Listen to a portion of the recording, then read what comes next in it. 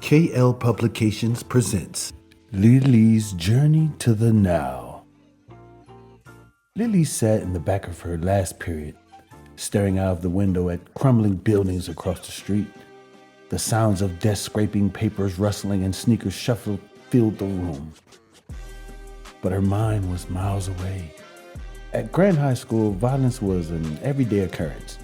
Fights broke out in the hallways, lockers were slammed in anger, and the air was thick with tension. It was a place where fear ran deep and survival often meant becoming invisible. Lily had learned early on to keep her head down, to move quickly through the halls, and to avoid eye contact, but even that wasn't enough to keep the anxiety from gripping her, tightening around her chest like a vice.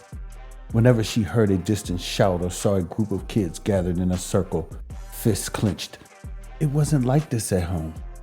At home, her parents, especially her mother, always spoke in calm, measurable tones, reminding her the importance of the present moment. "Lily," her mother often said, "there's no use worrying about things that haven't happened yet. And what's in the past, it's already gone. Stay here, in the now, where everything is okay."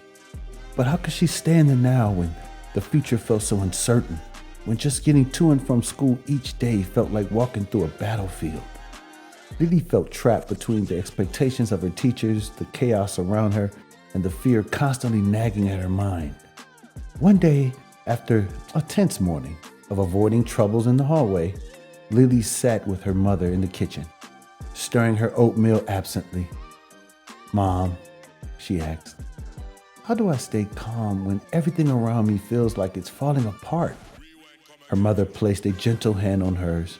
"Lily, you have to remember what we talked about. You're not your thoughts.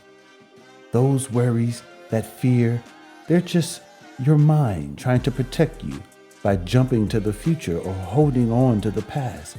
But none of that is real right now." "But it feels real, Mom. The violence, the pressure, it's hard to just ignore it." "I'm not asking you to ignore it," her mother replied.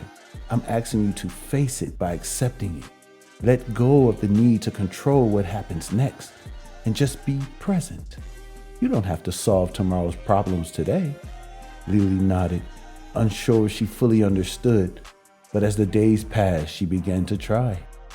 The next morning at school, as Lily walked down the halls, the familiar knot of anxiety twisted in her stomach, a group of kids stood by the lockers. And though they weren't paying her any attention, she felt the tension in the air. Her heart pounded, and her mind raced with thoughts of what could happen, what might go wrong. But instead of letting her thoughts run away with her, Lily remembered what her mother's words were. She stopped for a moment and took a deep breath. She focused on the feeling of the cool air filling her lungs, the weight of her backpack pressing against her shoulders, and the solid ground beneath her feet. She was here, in the now, and in this moment. Nothing was happening. She was safe. As she continued to walk, she noticed something changing inside her. The fear that had gripped her moments before began to loosen. She was no longer worried about what might happen next or replying to yesterday's arguments in her mind. Instead, she was simply aware of what was happening around her without judgment. That day, Lily practiced being present in every class. When her mind started to drift, worrying about the upcoming test or someone had said earlier, she gently brought herself back to the now. She paid attention to the chalk dust in the air, the sound of the teacher's voice, and the light streaming in through the windows. Each moment was its own. In each of those moments, she found peace. A few weeks passed, and Lily noticed something amazing. The more she stayed in the present, the calmer she felt, even in the midst of the chaos around her. And not only that, people were starting to notice. In her history class, a fight broke out between two boys over a minor disagreement. The room erupted in shouts and commotion as the desks were shoved aside and fists flew. In the past, Lily would have ducked her head and tried to disappear, but this time was different. She felt an unusual sense of calm. She stayed in her seat, breathing deeply, watching the scene unfold. without getting pulled into the fear or excitement. The teacher struggled to regain control, but before anyone could intervene, Lily stood up. She didn't say a word. She walked calmly between the boys, her presence steady and composed. Something about the way she moved, the stillness in her eyes, made the boys pause. The room quieted, and one by one, the students sat back down. Lily didn't lecture them, didn't tell them what to do. She just was. Later that day, one of her classmates, a girl named Jade, approached her. "Lily, how did you do that?" Jade asked. "I thought they were going to tear the place apart, but you just walked up there like it was nothing." Lily shrugged, a small smile on her face. "I just stayed in the now. I didn't think about what was going to happen or what already happened. I was just here." Jade frowned, confused. "I don't get it." "It's something my parents taught me," Lily explained. "Most of the time, we're worrying about the future or stuck in the past. But when you stay in the present, in the now, everything's simpler. There's no drama, no fear. You're just aware, and that's all you need."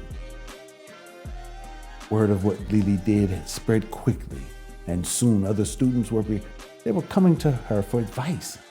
They wanted to know how she stayed so calm, how she managed to avoid the fights and the tension that seemed to consume everyone else. Lily shared what she had learned with everyone and anyone who would ask. She explained the difference between psychological time, the mind's endless thoughts about the past and future, and the power of the clock time, which was simply about using time for what was needed in the moment. She taught them how to be aware of their surroundings, how to focus on their breaths when things are getting tough or they don't understand, and how to let go of the need to control everything. Gradually, something incredible happened. The atmosphere at Grant High School began to shift. It wasn't that the school became peaceful, that all of a sudden some utopia overnight, but there was a noticeable change. More students were paying attention to the now, learning to navigate their emotions without being controlled by them. They were watching their thoughts instead of getting lost in them. Fewer fights broke out, and when conflict did arise, they didn't escalate as quickly. Lily had become an inspiration, not because she had sought attention or wanted to change the world, but simply because she had changed herself. By being present, by staying in the now, she had found a path of peace in the midst of chaos. And in doing so, she had shown others the way too. And while the world outside continues to spin, Lily knew she had everything she needed right here in this moment. Thank you for listening. Please subscribe.